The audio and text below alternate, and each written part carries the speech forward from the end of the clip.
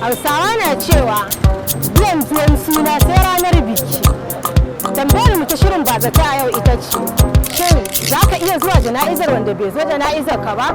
Ku kasance da tashar Matasa 247 domin jin amsar wannan tambaya.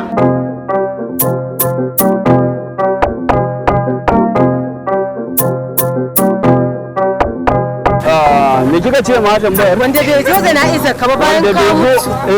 Za ka iya zuwa jana'izar sa? A ba zai yiwu ba, kin da ni na riga shi gidan gaskiya. Babu dama da zan dawo balle in ji tasa.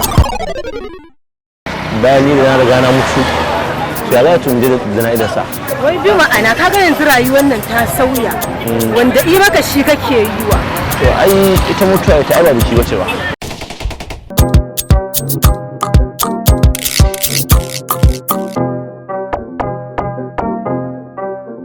Za ka iya zuwa jana'izar wanda bai je jana'izar ka ba? Ai hakan ba zai yiwu ba. Ya ne ba zai yiwu ba? Ba ka rama biki ba? Ka zama mamaci ta ina za ka je jana'izar wanda yake mamaci. Jana'izar wanda bai zo jana'izar ka ba. Jana'izar wanda bai zo jana'izar ka ba. To ai ka riga da ka mutu.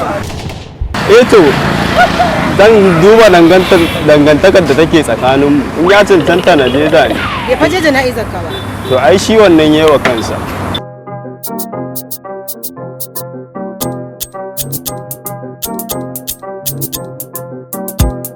To kun ji da yadda ta kasance a cikin wannan shiri namu na bazata na wannan satin. Mu kasance da mu a wani satin a tashar Matasa 247 tare da ni Maryam Salisu Muhammad.